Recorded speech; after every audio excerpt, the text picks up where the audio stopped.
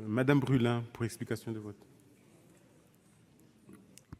Merci, Monsieur le Président. Je crois que pour ce qui nous concerne, nous serons effectivement cohérents parce que ce sujet des directions d'école est venu, me semble-t-il, à la faveur du débat sur les établissements publics des savoirs fondamentaux, c'est-à-dire à la faveur d'un débat sur une nouvelle organisation scolaire dont beaucoup et dont nous-mêmes avons pensé qu'elle ne pouvait pas effectivement s'exonérer d'un débat de fond, ce que la voie d'amendement n'a pas permis.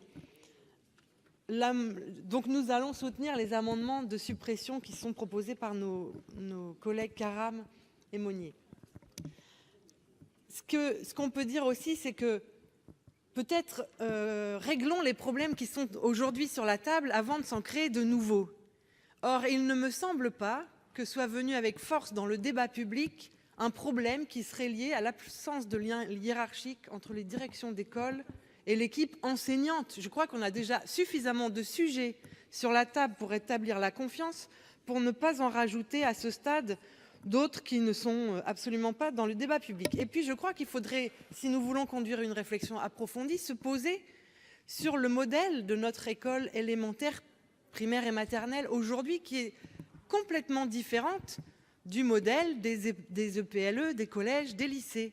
C'est-à-dire qu'une école primaire, une école maternelle n'a pas de budget, n'a pas de conseil qui administre l'école. C'est un conseil d'école, c'est un conseil des maîtres, c'est un modèle particulier. Si certains jugent qu'il n'est plus pertinent et qu'il faut le revoir, débattons-en, creusons cette question. Mais nous ne la réglerons pas simplement en créant un lien hiérarchique entre les directeurs et l'équipe enseignante.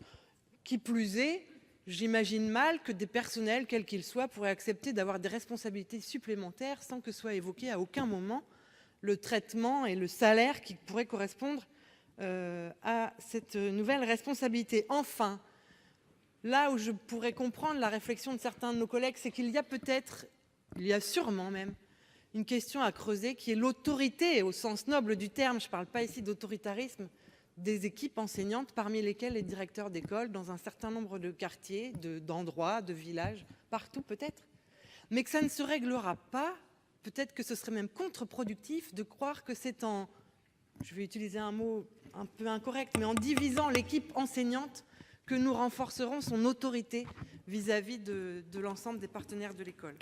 Merci, chers collègues.